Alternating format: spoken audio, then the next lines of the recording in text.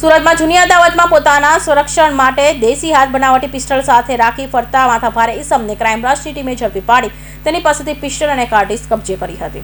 Surat police commissioner દ્વારા હથિયારબંધી જાહેરનામાના અમલ કરવાના ક્રાઇમ બ્રાન્ચે સુરતના અપાઈ હોય જેને લઈ ક્રાઇમ બ્રાન્ચની ટીમો વર્કઆઉટમાં હતી. તે સમયે વાહન ચોરી સ્કોડની PSI ટીમે હ્યુમન સોર્સિંગના આધારે મળેલી બાતમીના આધારે મકાઈપુર શૌચાલય પાછળના ડક્કાઓવાળા જવાના રોડ પર ગુજરાત મરીની ટાઇટના બોર્ડની બિલ્ડિંગના કમ્પાઉન્ડમાં દિવાલ પાસેથી ભાડેઠાણા ઉમિયા માતાના મંદિર પાસે પંચશીલનગર ખાતે રહેતા મનહર કુમાર પરસોત્તમ સોલંકીને ઝડપી પાડ્યો હતો. તેની પૂછપરછ કરતા તેને કબૂલાત કરી હતી કે મિત્રો સાથે તે મારામારીના ગુનામાં સલાબતપુરા પોલીસમાં ઝડપાયો હોય જેથી જૂની અદાવત ચાલતી હોય.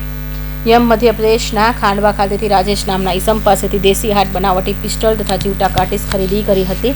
પોતાની પાસે રાખી સુરતમાં ફરતો હતો. જોકે આરોપી કોઈ ગંભીર ગુનાને અંજામ આપે તે પહેલા જ ક્રાઇમ બ્રાન્ચે તેને ઝડપી પાડી સળિયા પાછળ ઢકેલી દીધો હતો.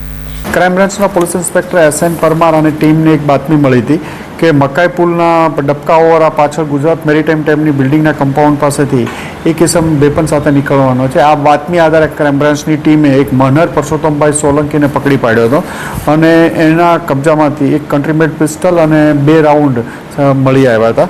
આ પિસ્ટલ છે એણે 30,000 રૂપિયામાં ત્યાંથી મધ્યપ્રદેશ ખંડવાથી ખરીદી હતી અને રાઉન્ડને બંને સાથે લઈ 30,200નો મુદ્દામાલ કબજે લીધો હતો.